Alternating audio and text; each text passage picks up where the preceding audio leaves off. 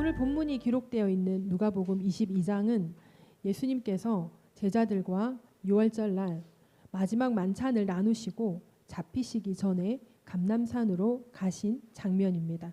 오늘 본문에서는 예수님께서 습관을 따라 감람산에 가셨다라고 기록되어져 있습니다. 이 말은 평소에도 예수님께서는 자주 감람산에 기도하러 가셨다는 사실을 말하고 있는 것입니다. 오늘 본문에서도 우연히 가신 것이 아니라 습관을 따라서 기도하러 가신 것입니다. 그런데 오늘 본문 뒤를 보면 제자들은 예수님과 함께 기도하지를 못했습니다. 그렇다면 제자들에게는 기도의 습관이 없었을까요? 아마 여러분들도 아시는 바와 같이 그렇지 않죠. 제자들에게도 기도하는 습관은 있었습니다. 사도행전 3장 1절을 보면 제9시 기도 시간에 베드로와 요한이 성전에 올라갈세라고 기록되어져 있습니다. 유대인들에게는 하루 3번 기도하는 시간이 정해져 있었죠. 그래서 습관을 따라 기도하는 것은 유대인들에게는 그냥 관습인 것입니다. 3시, 6시, 9시인데 이걸 우리나라 시간으로 하면 오전 9시 그리고 정오 12시 그리고 저녁이 아니죠. 그들에겐 저녁인데 우리에게는 오후 3시인 거죠. 오후 3시 이렇게 기도하는 시간이 정해져 있었어요. 그런데 왜 제자들은 예수님과 같이 기도하지 못했을까? 기도의 습관이 없는 것도 아닌데 예수님처럼 기도의 습관이 있는 제자들이었는데 그런데 왜 제자들은 예수님과 함께 기도하지 못했을까요? 첫 번째를 보면은 누가복음 22장 45절이에요.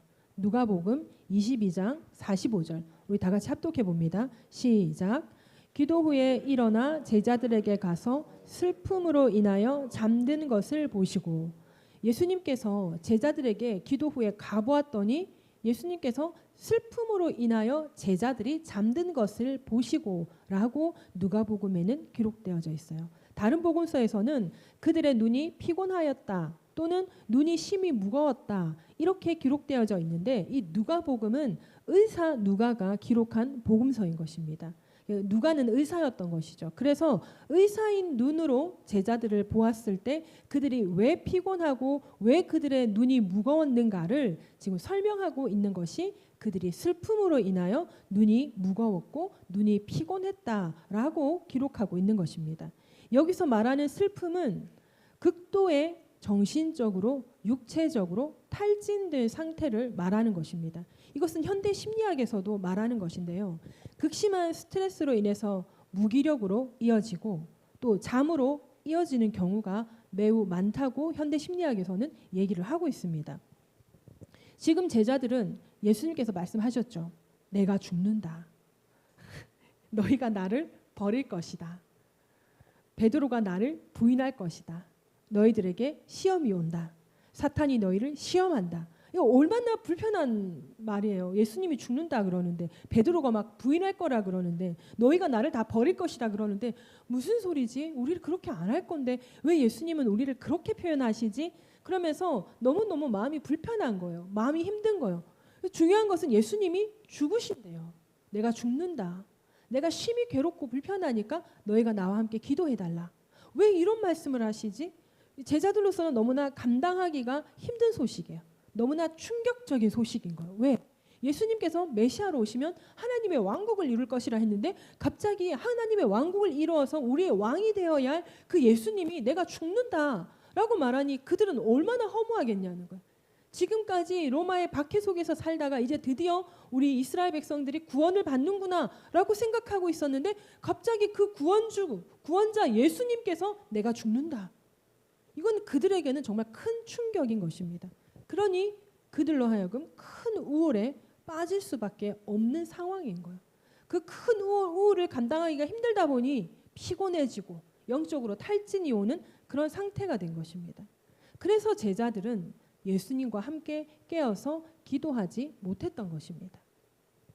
두 번째로 제자들이 예수님과 함께 기도하지 못했던 이유는 그들에게는 지금 확실한 목적이 없기 때문인 것입니다. 제자들은 지금 성령을 받지 못한 상태죠. 여러분들도 잘 알다시피 성령을 받지 못한 제자들과 성령 받은 제자들의 삶에 차이가 있잖아요. 변화가 있잖아요. 이 성령을 받지 못했는데 그러면 예수님의 제자들이 성령을 받은 후에는 어떻게 되는가? 사도행전 1장 8절이죠. 오직 성령이 너희에게 임하시면 너희가 권능을 받고 예루살렘과 온 유대와 사마리아와 땅끝까지 이르러 내 증인이 되리라 하시니라. 이렇게 성령을 받게 되면 무엇을 받는다고요? 권능을 받는다고요. 권능을 받으면 어떻게 된다고요? 예루살렘과 온 유대와 사마리아와 땅끝까지 이르러 예수님의 증인이 된다고 말씀을 하고 있는 것입니다. 이렇게 성경이 기록하고 있는 것이었고, 그리고 참으로 예수님의 제자들은 성령을 받고 난 다음에 확실하게 달라졌습니다. 그 이후에는 예수님의 제자들은 사도의 삶을 살게 된 것입니다. 우리도 성령을 받은 증거가 있죠. 지금 우리 여기 계신 분들은 다 방언을 할 텐데, 그러면 예수님의 제자들처럼 우리도 성령을 받은 증거가 있습니다. 우리도 성령 충만을 받은 증거가 있단 말입니다. 그러면 예수님의 제자들과 우리의 다른 점은 무엇일까요? 다시 말하면 그들은 사도의 삶을 살았는데 오늘날 그리스도인들은 왜 사도의 삶을 살지 못할까 하는 것입니다. 물론 지금 이미 사도의 삶을 열심히 사는 분들도 계시겠지만 제 개인적으로 생각할 때에도 나는 과연 성령을 받은 증거가 있는 사람으로서 사도의 삶을 살고 있는가라는 것을 생각할 때 조금 손을 들 수가 없을 것 같아요. 사도의 삶을 살고 있는 사람 손 들어 보십시오. 라이라. 지금 손을 번쩍 들어야 되는데? 반쯤 드는 거 아니고 번쩍 들어야 되는데? 사도의 삶을 살고 있다라고 생각하시는 분 손 들어 보십시오. 왜 손을 못 드십니까? 그럼 사도의 삶은 나는 살고 있지 못한 것 같다. 손 들어 보십시오. 손을 안 드신 분은 어떤 삶을 살고 계시는 걸까요? 사도와 아닌 그 중간 정도의 삶을, 아니면 지금 어떻게 됐냐면요, 우리 어르신 두 분께서 손을 안 드셨어요. 다 손 들었는데, 그래서 어느 때는 진짜 사도의 삶을 사는 것 같은데 지금은 좀 아닌 것 같다, 이런 생각이 드실 수도 있겠다라는 생각을 합니다. 여러분, 이 사도라는 삶, 이 사도의 삶이라는 이 단어가 사실 우리 그리스도인들에게 정말 영광스러운 단어야 되잖아요. 우리는 예수 그리스도의 제자들은 사도야. 사도의 삶을 사는 거야. 사도의 삶을 살아내는 거야. 사도의 삶을 사는 것이 그냥 우리의 삶이야. 이게 너무나 영광스러운 말이 되어야 하는데, 그런데 오늘날 그리스도인들에게 사도의 삶은 너무나 부담을 주는 단어가 되어 있다라는 것이에요. 그래서 어쩌면 이 사도의 삶에 너무 많은 무게를 실어서 우리가 부담스러워서 어쩌면 그 단어가 우리의 삶으로 사라지지 않을까? 우리의 삶으로 사라지지 않는 걸까? 이런 생각을 해보게 되는 것입니다. 한 끗 차이인 것 같아요. 사도의 삶을 산다 안 산다는 사실 한 끗 차이거든요. 제가 볼 땐 그래요. 똑같잖아요. 예수님의 제자들과 우리 다른 게 뭐예요?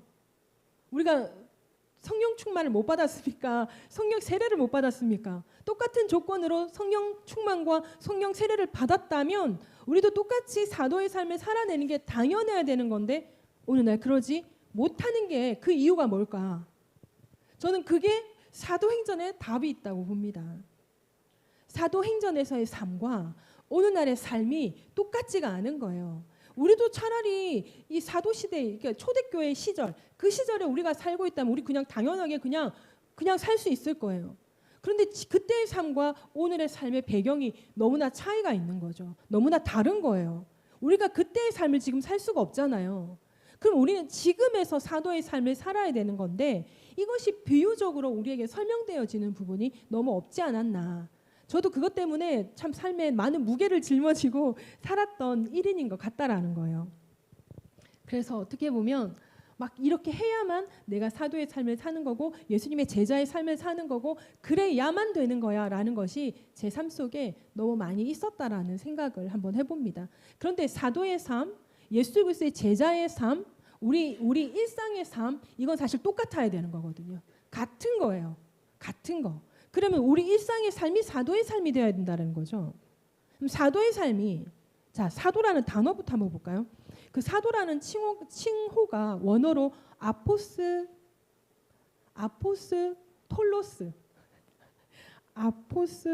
맞아요. 아포스톨로스라는 단어인데 대표자, 사절, 복음의 사신, 그리고 직위상 그리스도의 전권 대사, 사자, 그리고 보냄받은 자를 사도라 칭합니다. 자, 그러면 우리는 사도입니까? 아닙니까? 우리는 사도. 자, 대표자 4절 복음의 사신, 직위상 그리스도의 전권 대사, 사장, 보냄받은 자, 이게 사도란 말이에요. 자, 그럼 나는 사도다. 나는 사도다. 나는 사도다. 또 두 분만 손 안 드시네. 무슨 일이에요? 사도 맞죠? 권사님, 우리 사도 맞죠? 뭐 살지를 못해도 사도는 맞잖아요. 맞다 하세요, 빨리. 그러니까 이게 어쩌면 이 그리스도인의 삶을 한평생 살아온 분의 솔직한 고백이 아닐까라는 생각을 하거든요. 근데 성경을 보면 우리 그리스도인의 삶이 힘들어야 되나요? 부담돼야 되나요? 아니거든요. 기뻐야 되거든요. 행복이 넘쳐야 되거든요. 그런데 왜 나는 권사님처럼 지금 조금 덜 살았잖아요. 그런데 왜 나는 벌써부터 버거운 거냐고요. 왜 그리스도인의 삶이 버겁고 부담되고 왜 사도가 되기 싫으냐. 우리 지금부터는요. 이제까지 알고 있는 사도, 이제까지 알고 있는 예수님의 제자는 어떤 삶을 살아야 한다. 이거 조금 내려놓고 좀 잊어버려야 할 필요성이 있는 것 같아요.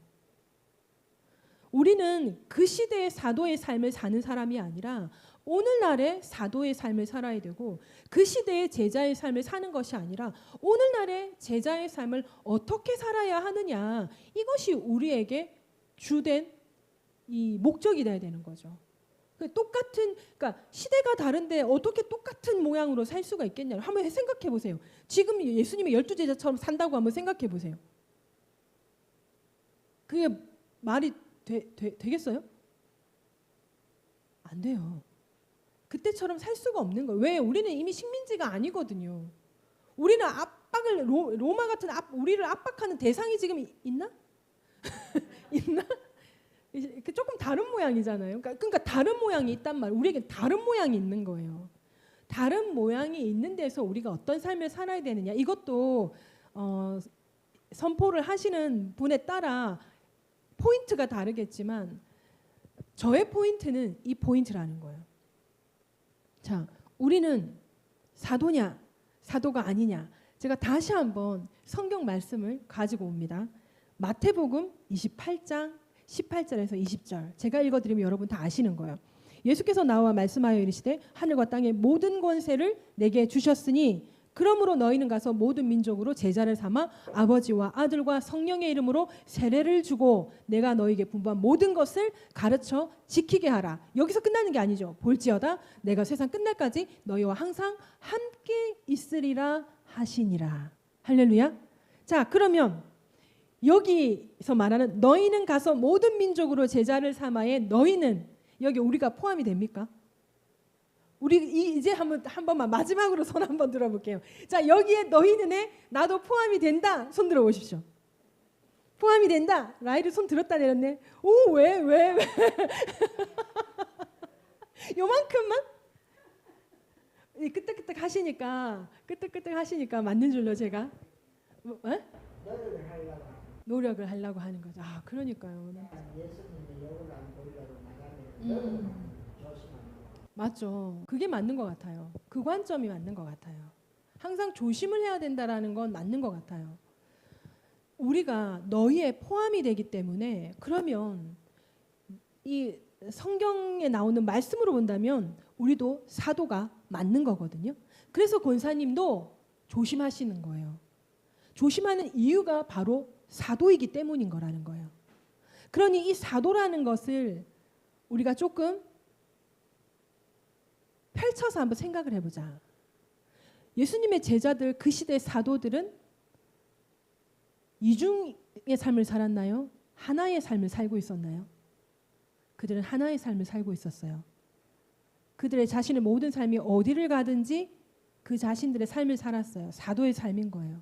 그럼 마찬가지로 우리도 교회 안에서의 삶과 교회 밖에서의 삶과 직장에서의 삶과 학교에서의 삶이 다 같아야 되는 거죠.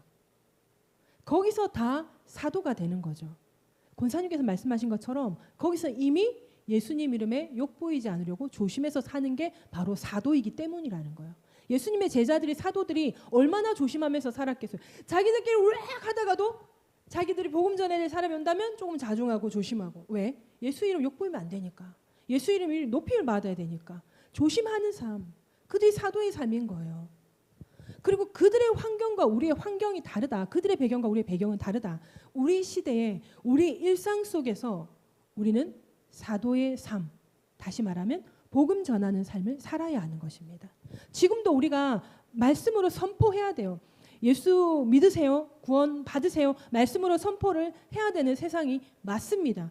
그런데 우리가 관계 전도에 있어서는 관계 전도를 한다고 내 주변에 있는 사람을 맨날 만나거나 일주일에 한 번씩 만나거나 한 달에 한 번씩 만나고 그 사람한테 만날 때마다 예수 믿고 구원 받으라. 예수 믿고 구원 받으라. 그럼 나 만나 주겠어요? 안 만나 주겠어요?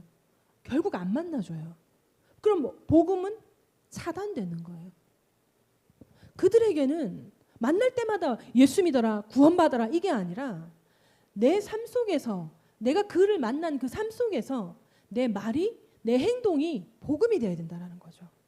시간은 좀 많이 걸릴 수 있어요. 시간은 좀 많이 걸릴 수 있으나 내가 저 사람을 전도하고 싶은 이유가 여러분 일단은 확실해야 돼요. 내가 여러분들의 전도 대상자가 있죠. 그들을 왜 전도하고 싶으세요? 우리 교회에 앉혀놓고 싶으세요? 우리 교회에 앉혀놓으면 우리 교회 머릿수 늘어나니까. 그러면 우리 사랑관리가 풍성한 교회가 부흥하니까. 그런 마음으로 만약에 그를 만난다면 잘못된 것 같아요. 그 영혼이 구원받았으면 하는 마음이 있어야 되는 것 같아요. 그 영혼이 구원받고 그 가문이 구원받아서 그 영혼이 하나님을 아는 사람이 되었으면 좋겠고 예수님을 믿어서 나중에 그도 나처럼 천국 갔으면 좋겠다는 그 믿음, 그 사랑, 그 마음이 있어야 되는 거죠. 그러니 나의 전도 대상자를 향해서 먼저 그 영혼을 사랑하는 마음이 있어야겠다라는 것입니다. 영혼을 사랑하는 마음 너무 힘들어요. 맞죠? 특히 예수 믿지 않는 이방인들 사랑하는 거 여러분 쉽습니까? 쉽지 않잖아요.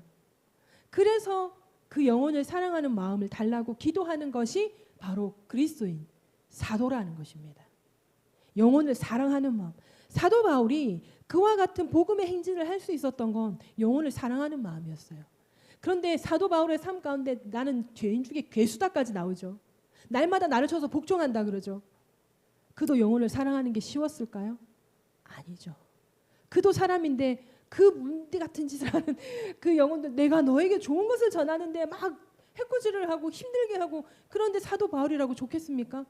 그런데 예수님의 사랑 때문에 내가 받은 예수님의 사랑 때문에 그 영혼을 사랑하고자 하는 마음 구원을 향해 사랑하는 마음을 내게 부어달라고 얼마나 기도했겠냐는 거예요. 성경에 다 기록되어 있지 않지만 복음서를 읽어보거나 바울 서신들을 읽어보면 사도 바울이 영혼을 향하여 참 사랑하는 마음을 많이 갈구했겠다. 사도 바울 성격도 보통은 아니잖아요. 너네 그딴 식으로 하다가 내가 나중에 갔을 때 너네 큰일 난다.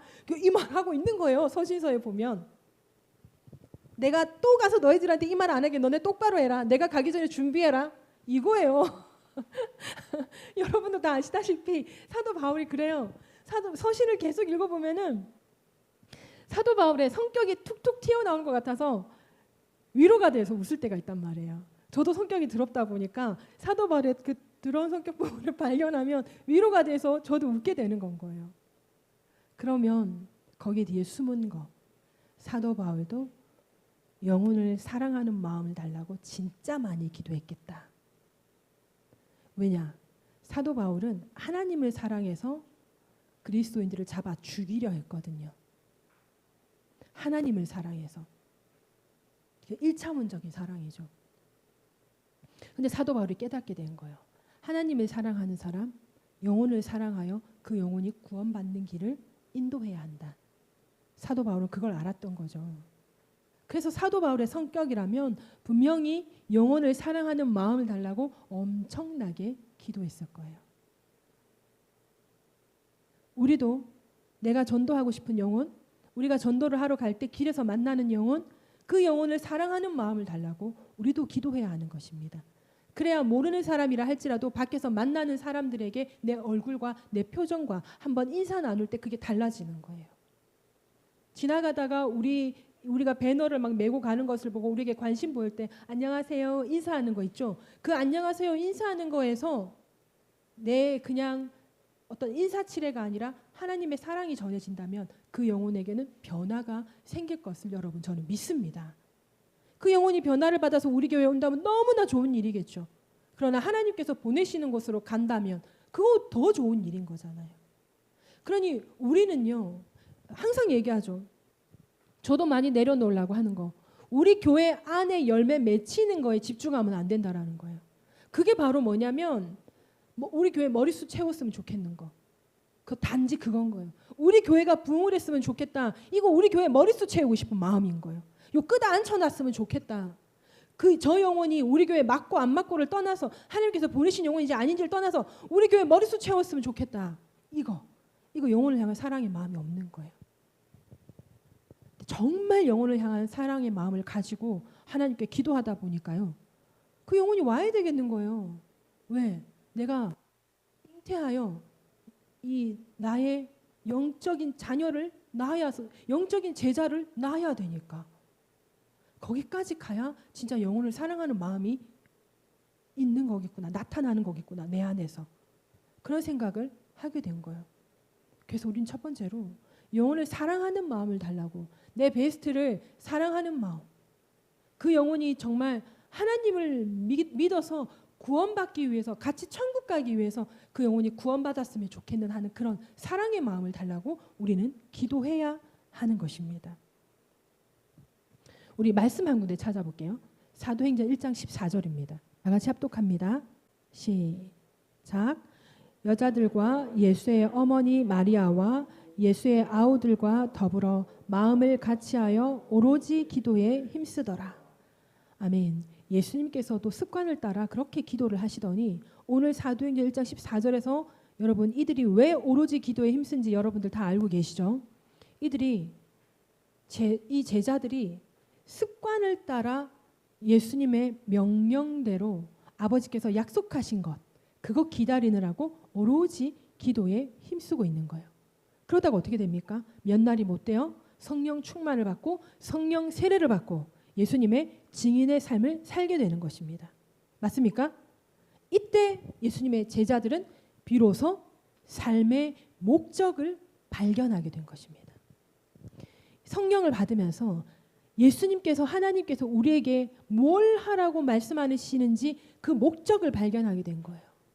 그 목적을 발견하게 된 그들은 먼저 예수님께서 승천하시면서 그들에게 남기신 그 말씀을 직접 들은 사람들이에요.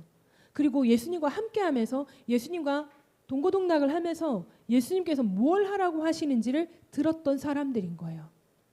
그랬기 때문에 그들이 성령을 받았을 때 그들의 삶의 목적을 발견하는 것은 바로 그 순간이 되는 건 거예요. 근데 오늘날 여러분, 우리가 교회를 나오게 되면 어떻게 하다가 기도하다가, 특히 순복음은 그렇죠. 기도하다가 성령 세례, 성령 충만 받아라. 이걸 위해서 기도에 엄청 힘쓰게 하고 그리고 방언을 받게 한단 말이에요.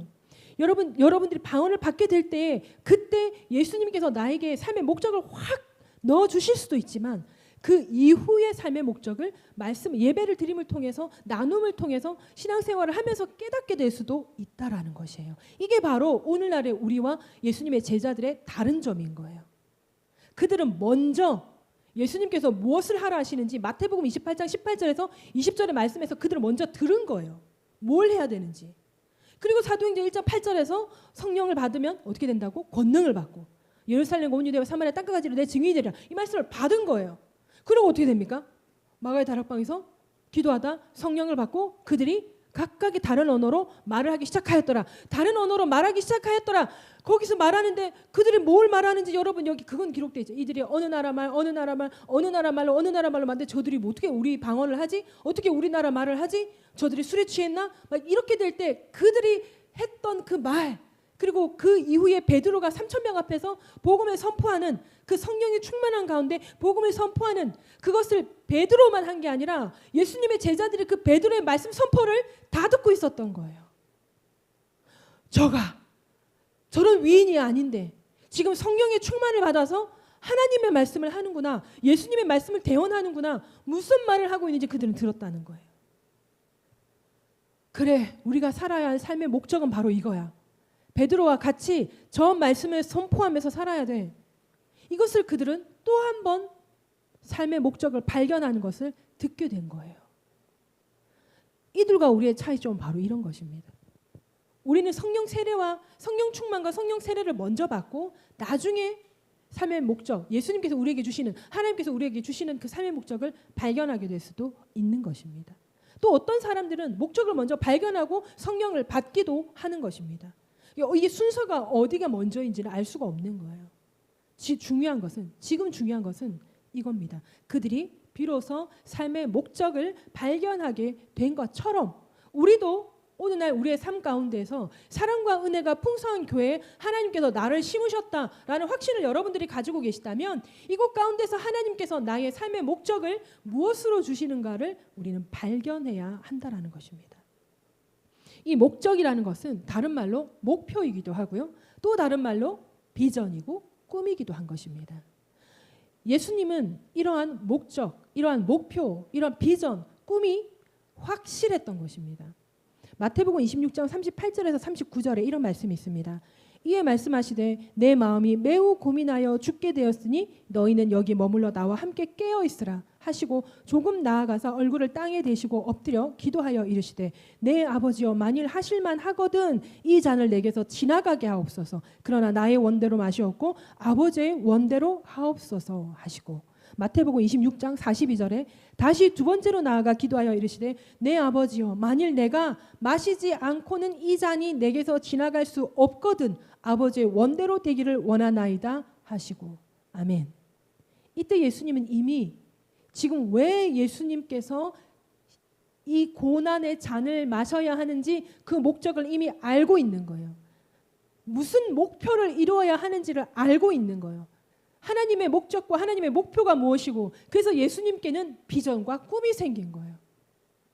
그래서 예수님께서는 매우 고민하여 죽게 되었음에도 불구하고 습관을 따라서 기도할 수 있었던 것은 예수님께 확실한 목적이 있었기 때문인 것입니다.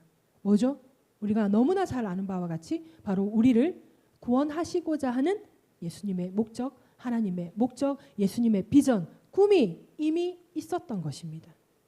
그러니 돌들로도 소리 지르지 않게 하셨고 그리고 사탄이 시험할 때에도 천사들을 부르시지 않은 이유가 바로 예수님께서는 채찍에 맞아 죽으심으로 3일 만에 다시 살아나시는 것, 그 채찍에 맞으시고 다시 살아나시는 것이 우리의 질병을 치료하시고 우리를 구원하시고자 하는 예수님의 비전, 바로 목적, 목표, 꿈이 확실했기 때문인 것입니다. 예수님의 제자들도 마찬가지예요. 그들은 예수님의 명령, 아버지께서 약속하신 것을 기다려야 한다라는 목적이 생겼습니다. 그 목적을 이루는 그날 그들이 성령을 받고 어떻게 돼요? 목표를 발견하게 된 것입니다. 이처럼 우리도 이러한 목적, 목표, 그 의식이 확실해야 한다는 것입니다.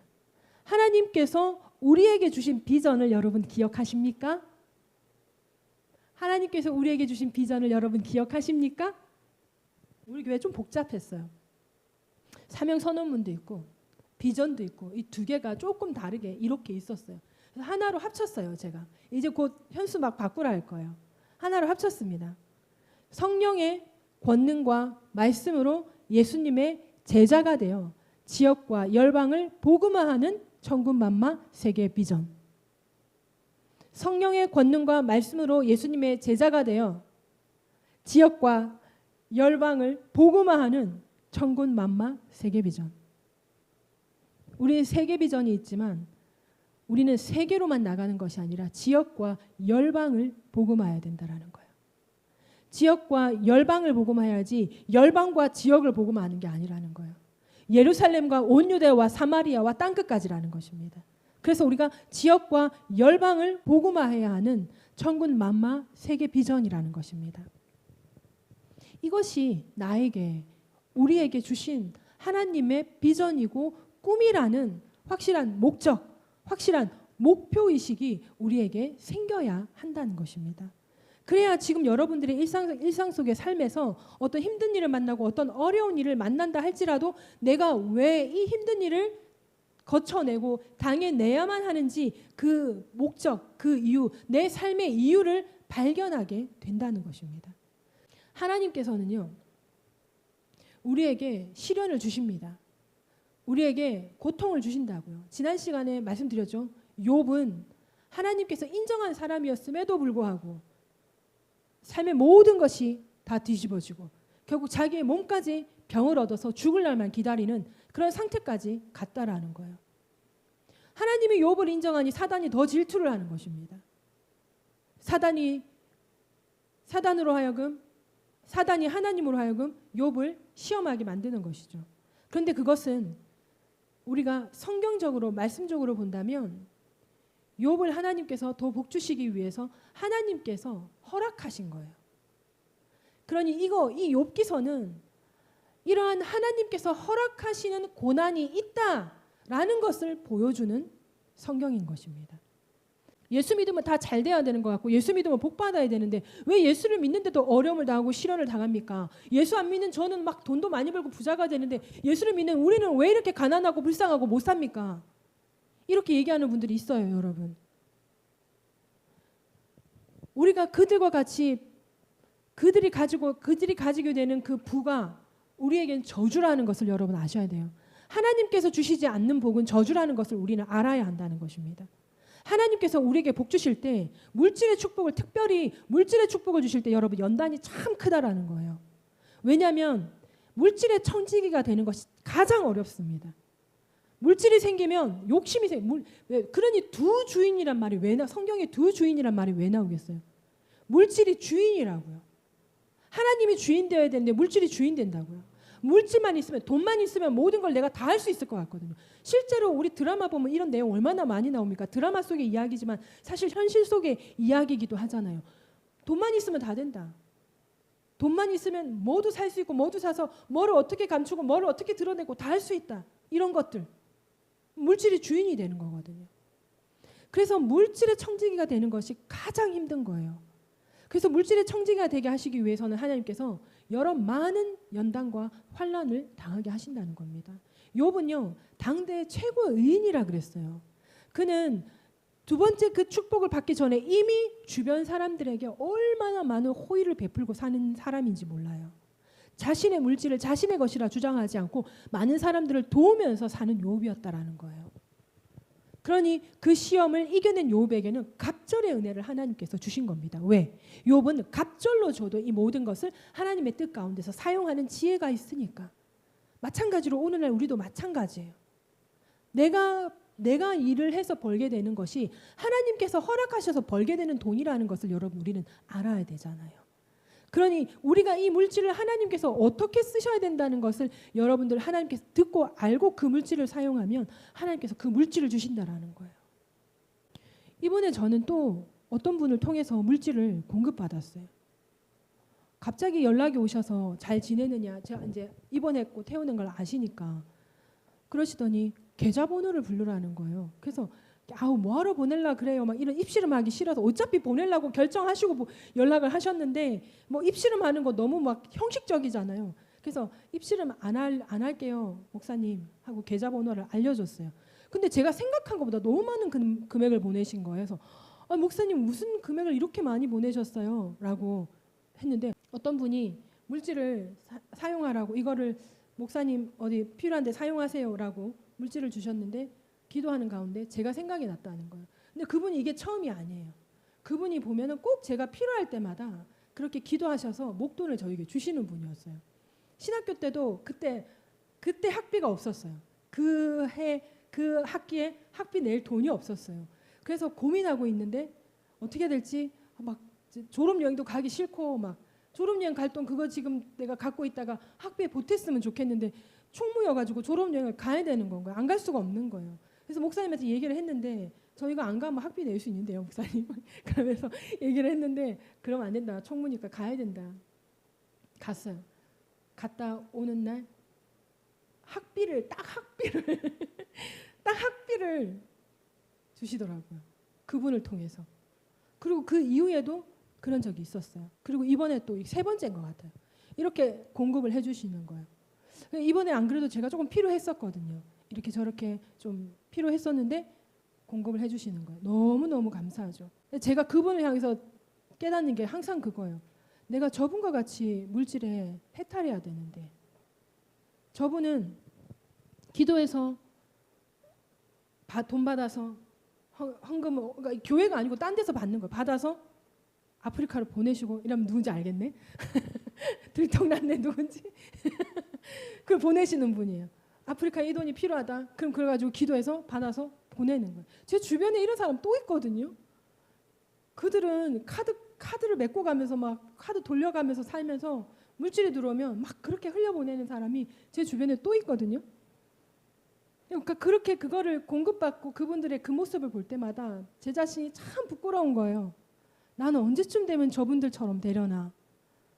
그 물질이 흘러 들어왔을 때 그 물질을 흘려보낼 곳을 기도함으로 하시니까 하나님께서 물질을 공급해 주시는 거죠. 그분 차가 벤츠예요. 그 목사님 차가 벤츠라고요, 여러분. 그 목사님 돈으로 사신 거 아니에요. 그 목사님 이번에 집을 사주셨어요. 누가 아파트를. 이번이 아니도 좀 됐어요. 그분 돈으로 사신 게 아니라 아파트를 사주셨어요. 차원이 다르다. 나랑 정말 차원이 다르다. 이런 생각을 참 많이 해요. 이거는 저도 훈련받아야 될 부분이고 우리 모두가 다 훈련받아야 되는 부분이라는 거예요. 천군 만마는요 숫자가 아닙니다, 여러분. 천군 만마는 숫자가 아니에요. 이해가 되십니까? 1000명의 셀리더와 10,000명의 선교사가 아니라는 거예요. 1000명의 셀리더가 세워지고 10,000명의 선교사가 세워지는 1000명과 10,000명이라는 그 숫자가 아니라는 거예요. 천군 만마라는 거예요. 천군 만마와 같은 지역과 열방을 복음화하는 사람. 하나님께서 주시는 것이 숫자가 아니었다라는 거. 그걸 깨달은 지가 제가 얼마 되지 않았습니다. 이처럼 하나님께서 우리 교회 가운데 주신 이 비전, 우리 교회 가운데 주신 비전이라고 하는데 제가 받았죠, 여러분? 제가 받아서 저도 이렇게 쉽지가 않은데, 저도 이 천군 만마에 젖어들기가 이렇게 쉽지가 않은데 전에 듣는 여러분들은 오직 하겠습니까? 그런데 지난주에 묵상을 하면서 우리가 날마다 하나님의 사랑에 감동되는 삶, 이거를 살아야 한다. 하나님의 사랑에 감동되는 삶을 살아야 한다.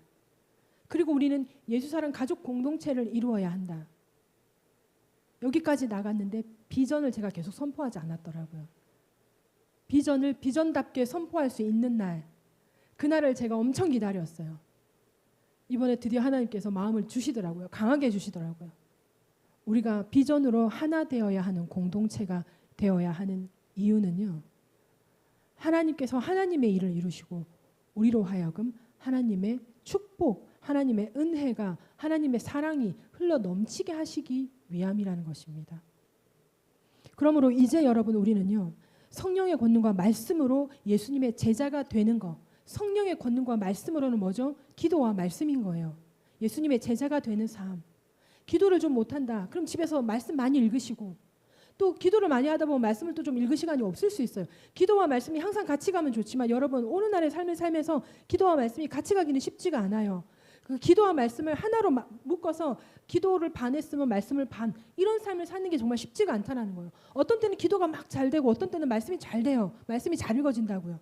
말씀이 더 은혜가 될 때가 있다고요. 그때 그냥 그 흐름의 파도를 타세요. 근데 저는 계속 말씀과 기도가 같이 갔으면 좋겠어요. 그렇게 하시면 돼요.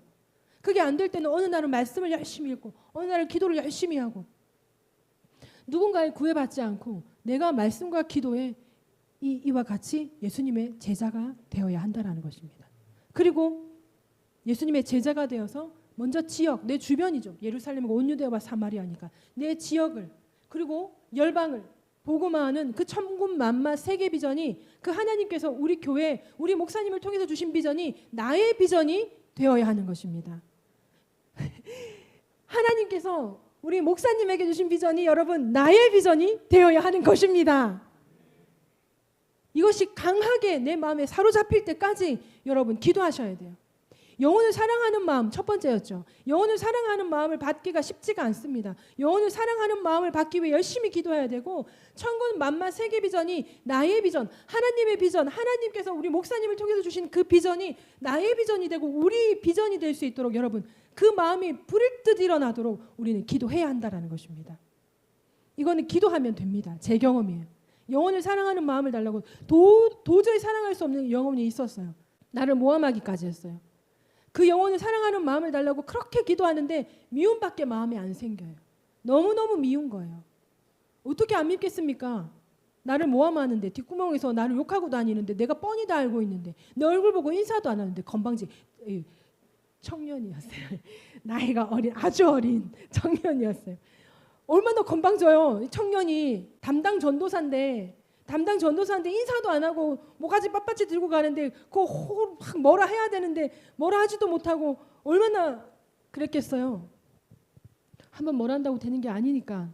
그리고 그 모함을 같이 주가 돼서 이루는 어떤 리더급 애가 있었거든요. 그러니까 이게 안 되는 거예요. 이게 해결이 안 되는 거예요. 그런데 그 영혼을 사랑하는 마음을 달라고 기도를 하는데 그렇게 힘들더라고요. 마음이 너무 힘들더라고요. 사랑하고 싶지 않은 마음이 있는 거죠. 어느 날 그 영혼을 사랑하는 마음을 달라고 기도하는데 어느 날 몸부림이 쳐지는 거예요. 너무 싫은데 몸부림이 쳐지는 거예요. 내가 왜 이 영혼을 사랑하는 마음을 달라고 기도해야 돼? 막 오만 게 다 나오면 하나님 이렇잖아요. 하나님 저렇잖아요. 그런데 제가 왜 사랑하는 마음을 달라고 해야 되는 거죠? 이렇고 저렇고 저런데 하나님 보셨죠? 이렇잖아요. 하나님 이거 맞습니까? 아니잖아요. 확 잡아야 되는 거 아닙니까? 온 소리를 다 하면서 막 기도를 하는데 막 몸이 막 뒤틀리는 거예요. 막. 너무 화가 나고 너무 힘들어서. 근데 그 지경이 확 지나가고 나니까 갑자기 제 마음 가운데 그 영혼이 너무 불쌍한 마음이 드는 거예요. 그리고 그 모험하는 그 리더급의 그 아이가 너무 불쌍하고 그 아이의 가정이 비로소 그때 저에게 보이는 거예요. 그렇구나. 네가 그렇구나. 네가 그래서 리더를 향해서 불만의 마음이 있을 수 있겠구나. 그런 마음이 들면서 그 영혼을 축복하게 되고 이 영혼들도 축복하게 되는 거예요. 이런 경험을 가져보니까 정말 사랑할 수 없는 영혼을 사랑할 수 있게 되네. 그래서 저도 이번에 말씀을 묵상하면서 하나님께서 주신 비전을 묵상하면서 저도 여러분들과 마찬가지로 제가 이 천국엄마 세계 비전이 하나님께서 주신 비전이 나의 비전이 되기까지 정말 쉽지가 않은데 그런데 이것이 내 마음에 정말 불일 듯 일어나게 기도하는 것은 그냥 이걸 놓고 계속 하나님 앞에 맡기고 기도하는 것밖에 없겠구나. 그러니 여러분 우리가 할 수 있습니다. 영혼을 사랑하는 마음, 천국엄마 세계 비전이 나의 비전이 되고 나의 꿈이 되고 내 삶의 목표가 되게 해달라는 거 이거 되기까지 여러분 우리가 기도하면 되는 것입니다. 할렐루야. 할렐루야. 꿈은요.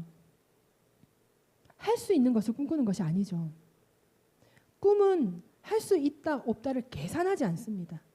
꿈은 그냥 하고 싶은 거예요. 꿈은 그냥 이루고 싶은 거예요.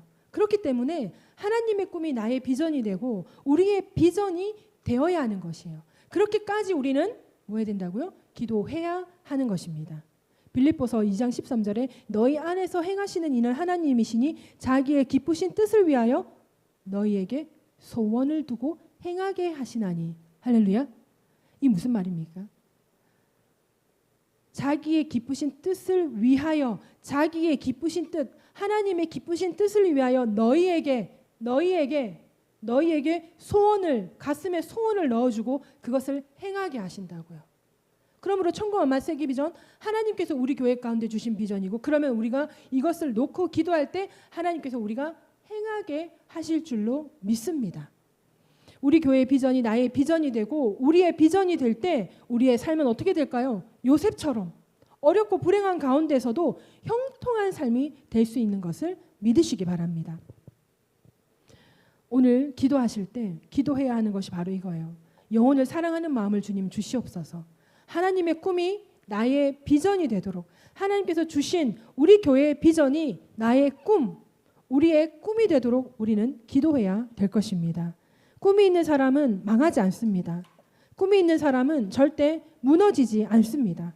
설령 무너지더라도 다시 일어나는 것이, 그것이 꿈의 능력, 꿈을 가진 사람의 능력인 것입니다. 우리는 하나님의 꿈이 나의 비전이 되도록 오늘 기도하십시다. 날마다 하나님의 사랑에 감동되는 삶을 살아가는 우리가 예수사랑 가족 공동체를 이루었습니다. 이제 우리는 비전으로 하나 되는 교회로 세워져야 될 때인 것입니다. 하나님의 꿈이 우리 교회 가운데, 우리의 가정 가운데, 우리의 삶의 현장 가운데 반드시 이루어질 것을 믿음으로 말씀을 생각하시면서 주여 한번 외치고 기도합니다. 주여